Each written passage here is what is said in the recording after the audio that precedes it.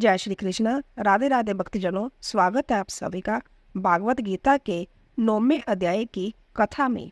भागवत गीता 9वां अध्याय। उसके प्राण श्री भगवान बोले, हे अर्जुन, तुझ दोष दृष्टि रहित भक्तों के लिए इस परम गोपनीय ज्ञान को रहस्य से कहूंगा कि जिसको जानकर तू दुख रूप संसार से मुक्त हो जाएगा। यह ज्ञान सब विद्याओं का राजा तथा सब गोपनीयों का भी राजा एवं अति पवित्र उत्तम प्रत्यक्ष फल वाला और धर्मयुक्त है। साधन करने को बड़ा सुगम और अविनाशी है। हे प्रथम, इस तत्व ज्ञान रूप धर्म में श्रद्धा रहित पुरुष मेरे को न प्राप्त होकर मृत्यु रूप संसार चक्कर में भ्रमण करते हैं। हे अर्जुन, मुझ सच्चिदानंद परमात्मा से यह सब जगत जल से बर्फ के सदृश परिपूर्ण है और सब भूत मेरे अंतग्रंथ संकल्प के आधार स्थित है। इसीलिए वास्तव में मैं उनमें स्थित नहीं हूँ और वह सब भूत मेरे में स्थित नहीं है, किंतु मेरी जोग माया और प्रभाव को देख कि भूतों का दान पोषण करने वाला और भूतों को उत्पन्न करने वाला भी मेरी आत्मा वास्तव में भूतों में स्थित नहीं है। क्योंकि जैसे आकाश से उत्पन्न हुआ सर्वत्र विचरने वाला महान बाजू सदा ही आकाश में स्थित है, वैसे ही मेरे संकल्प द्वारा उत्पत्ति वाले होने से संपूर्ण भूत मेरे में स्थित है, ऐसा जान। हे अर्जुन, कल्प के अंत में सब भूत मेरी प्रकृति को प्राप्त होते हैं, अर्थात प्रकृति में लय हो जाते हैं, और कल्प के आदि में उनको मैं फिर रचता हूँ, कैसे कि अपनी त्रिमयी माया को अंगीकार करके स्वभाव के वश से परतंत्र हुए इस संपूर्ण भूत समुदाय को बार उनके कर्मों के अनुसार रचता हूँ। हे अर्जुन, उन कर्मों में आसक्ति रहित और उदासीन सदृश स्थित हुए मुझ परमात्मा को वह कर्म नहीं बांधते है। हे अर्जुन, मुझ अधिष्ठा को सकाश जह मेरी माया चराचर सहित सर्व जगत को रचती है, और इस ऊपर कहे हुए हेतु से ही यह संसार आवागमन रूप में चक्कर में घूमता है। ऐसा होने पर भी संपूर्ण भूतों के महान ईश्वर रूप मेरे परम बाप को न जानने वाले मूढ़ लोग मनुष्य का शरीर दान करने वाले मुझ परमात्मा को तुच्छ समझते हैं, अर्थात अपनी जोग माया से संसार के उद्धार के लिए मनुष्य रूप में विचरते हुए को साधारण मनुष्य मानते हैं, जो कि वृथा आशा, वृथा कर्म और वृथा ज्ञान वाले ज्ञानी जन राक्षसों के और असुरों के जैसे मोहित करने वाले तामसी स्वभाव को ही धारण किए हुए है। परंतु हे कुंती पुत्र, देवी प्रकृति के आश्रित हुए जो महात्मा जन है, वह तो मेरे को सब भूतों का सनातन कारण और नाश रहित अक्षर स्वरूप जानकर लड़ने से युक्त हुए निरंतर बजते हैं।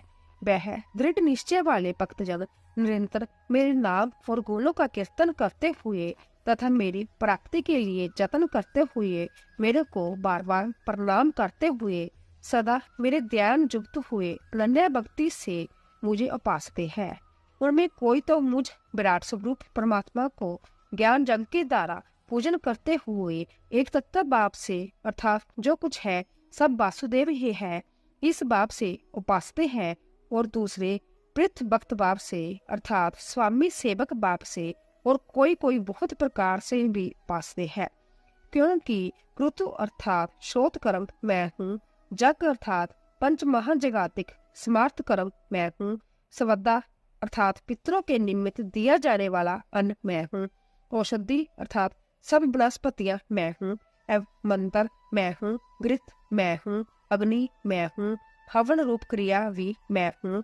हे अर्जुन, मैं ही इस संपूर्ण जगत का दाता अर्थात धारण पोषण करने वाला एवं कर्मों के फल को देने वाला तथा पिता माता और पिता माँ हूँ, और जानने योग्य पवित्र ओंकार तथा ऋग्वेद, सामवेद और यजुर्वेद भी मैं हूँ।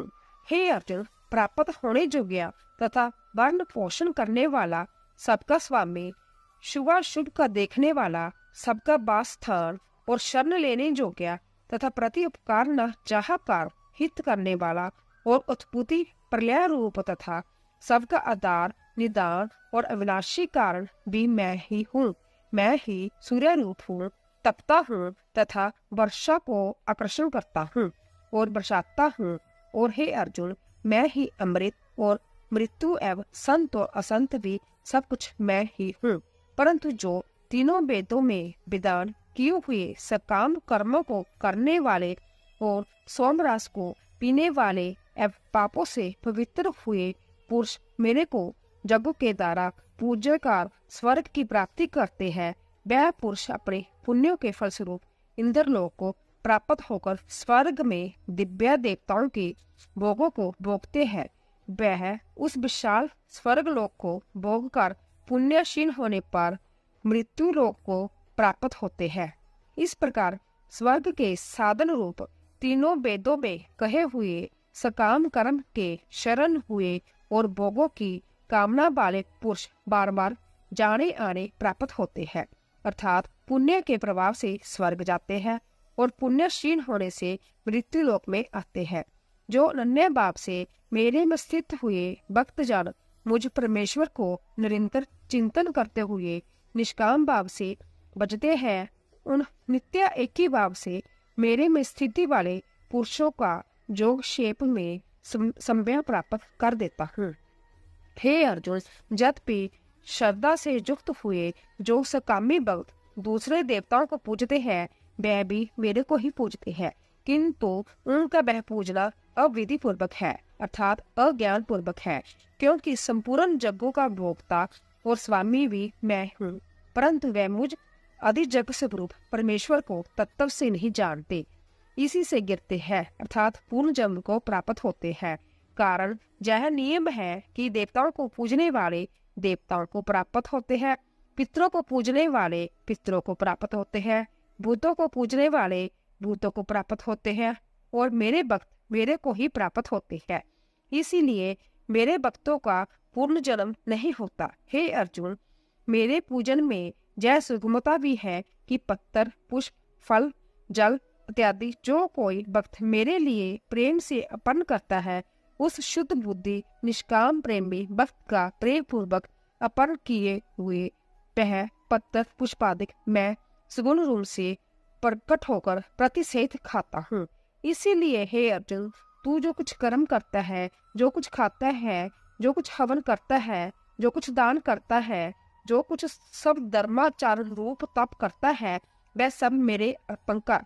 इस प्रकार कर्मों को मेरे अर्पण करने पर श्रेयस योग से युक्त हुआ करने वाला तू शुभ फल स्वरूप कर्म बंधन से मुक्त हो जाएगा और उनसे मुक्त हुआ मेरे को ही प्राप्त होवेगा। जब भी मैं सब भूतों में समभाव से व्यापक हूँ, न कोई मेरा अप्रिय है और न प्रिय है, परंतु जो भक्त मेरे को प्रेम से बजते हैं, वह मेरे में और मैं भी उनमें प्रत्यक्ष प्रकट हूँ। मेरी भक्ति का और भी प्रभाव सुन। यदि कोई अतिशय दुराचारी भी अनन्य भाव से मेरा भक्त हुआ मेरे को निरंतर बचता है, वह साधु ही मानने योग्य है, क्योंकि वह यथार्थ निश्चय वाला है, अर्थात उसने बड़ी प्रकार निश्चय कर लिया है कि परमेश्वर के भजन के समान अन्य कुछ भी नहीं है। इसीलिए वह शीघ्र ही धर्मात्मा हो जाता है और सदा रहने वाली परम शांति को प्राप्त होता है। हे अर्जुन, तू निश्चय पूर्वक सत्य जान कि मेरा भक्त नष्ट नहीं होता, क्योंकि हे अर्जुन, स्त्री, वेश्या और शूद्रातिक तथा पाप जोड़ने वाले भी जो कोई भी होवे, मेरे शरण होकर तो परम गति ही प्राप्त होता है। फिर क्या कहना कि पुण्यशील ब्रह्मजन तथा राजशील भक्तजन परम गति को प्राप्त होते हैं। इसीलिए तू सुख रहित और क्षणभंगुर इस मनुष्य शरीर को प्राप्त होकर निरंतर मेरा ही भजन कर, अर्थात मनुष्य शरीर बड़ा दुर्लभ है। परंतु हे नाशवान और सुख रहित, इसीलिए काल का भरोसा न करके तथा अज्ञान से सुख रूप बासने वाले विषय भोगों में न फंसकर निरंतर मेरा ही भजन कर। केवल मुझ सच्चिदानंद वासुदेव परमात्मा ही अनन्य प्रेम से नित्य निरंतर अचल मन वाला हो और मुझ परमेश्वर ही श्रद्धा प्रेम से निष्काम भाव से नाम गुण और प्रभाव के श्रवण कीर्तन मनन और पठन पाठन द्वारा निरंतर बजने वाला हो तथा मुझ शंख चक्कर गदा पद और क्रीट, कुंडल आदि भूषणों से युक्त पीताम्बर, बनमाला और कौतुम्बधारी विष्णु वामन वाणी और शरीर के द्वारा सर्वशब्द अर्पण करके अतिशय श्रद्धा, भक्ति और प्रेम से विहलता पूर्वक पूजन करने वाला हो और मुझ सर्वशक्तिमान विभूति वाल ऐश्वर्या, माधुर्य, गंभीरता, उदारता और सहृदयता आदि गुणों से संपन्न सबके आश्रय रूप वासुदेव को विनय भाव पूर्वक भक्ति सहित साष्टांग दंडवत प्रणाम कर। इस प्रकार मेरे शरण हुआ तो आत्मा को मेरे में एकीभाव करके मेरे को ही प्राप्त होवेगा। बोले श्री कृष्ण भगवान की जय। 9वां अध्याय समाप्त। तो दोस्तों, आशा करती हूँ कि आपको हमारी कथा अवश्य पसंद आई होगी। प्लीज जाने से पहले चैनल को सब्सक्राइब कीजिए, लाइक कीजिए, ज़्यादा से ज़्यादा शेयर कीजिए। आप सभी का धन्यवाद।